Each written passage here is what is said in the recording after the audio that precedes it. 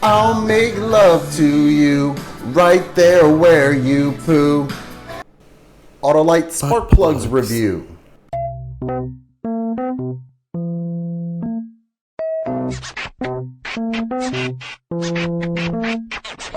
Ryan here for Silly Reviews. Today we're going to be reviewing the Autolite brand spark plugs. These are the least expensive options. These are the copper ones. NASCAR performance, how exciting. You get a 2-year warranty with these. I've never had an issue with these ever. I mean, I've used these Autolite copper ones, these spark plugs, for many years, many different vehicles. Never a problem. Always a good hot spark comes out of these things. You can see I have the engine cover off of my 2.5 liter 5-cylinder Volkswagen Jetta.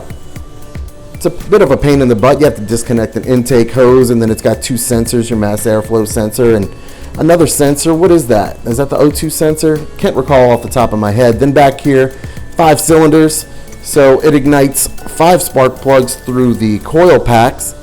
A little bit of a pain in the butt, but not too difficult. Down here, you got the coil packs right here. Those seem to be in fine condition. I've never had a check engine light. Knock on wood, right? Knock on wood.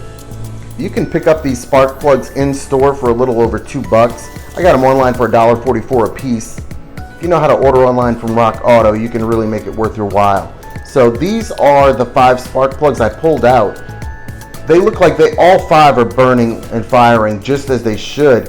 I'm a little worried because since I've owned this car, while I've only put 3,100 miles on the vehicle in about 2 years, has it been 2 years? Maybe it's been a year and a half. I did neglect to do some maintenance on here that I'm doing now, which is the air filter and spark plugs. It looks like a mechanic had oily hands when they inserted them, but they were fine. They were firing fine. So as you can see here, I have everything put back together, and this is the moment of truth. I'm going to go ahead and put my tools up, and we're going to fire this thing up, and we're going to see if these Autolite spark plugs are going to fire just right.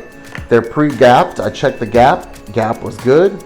We're going to set up the camera, start things up, and hopefully we're going to be firing in sync like it should. It's going to have a strong spark, which is going to make the fire happen, to push those pistons and make that power come out.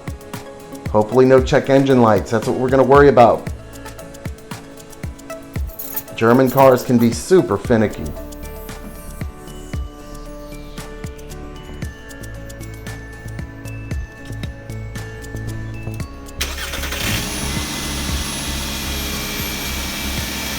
And thank goodness she sounds good. She sounds like she's running like she should. Motor mounts appear to be still nice and firm. Not a lot of engine movement, so super relieved anytime you start taking your car apart and you put it back together. Anything could set this thing off with a check engine light if I didn't put the sensors back the right way, all that stuff. But you can see we're purring along here as it warms up and it idles down. No check engine lights. Got the hood light. Don't forget to press the brake when you shift light and the trunk light. All of those are good lights. None of the bad lights. No service engine, anything like that. And you can see it already warmed up and idled down. And it is staying right where it should. No check engine lights. Thank goodness. Again, standing in front of the engine, I'm listening for any strange ticks. I don't hear any. I just hear the injectors firing. I don't hear any pulleys making any noises that would be indicative of the bearings inside of them failing. No squeaks.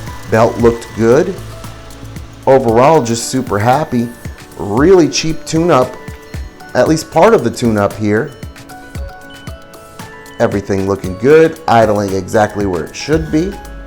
Give it a couple revs. Make sure I don't hear anything or feel anything that would let me know that those transmission or motor mounts are starting to fail. That would lead to engine play, which is never good. Your engine wants to stay put. One thing awful, and I need to slow this part of the video down to explain, is this air filter. So since I've owned this vehicle, I've only put 3,100 miles on it. But I've never had a Volkswagen, and I remember when I first got it, I was like, well, let me go change the air filter and, change the oil.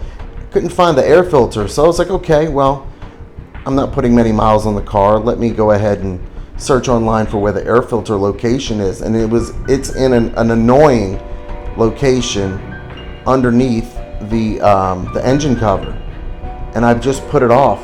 This air filter is so filthy. I'm embarrassed, and I feel bad for doing this to my car, because this should have been changed as soon as I bought the vehicle.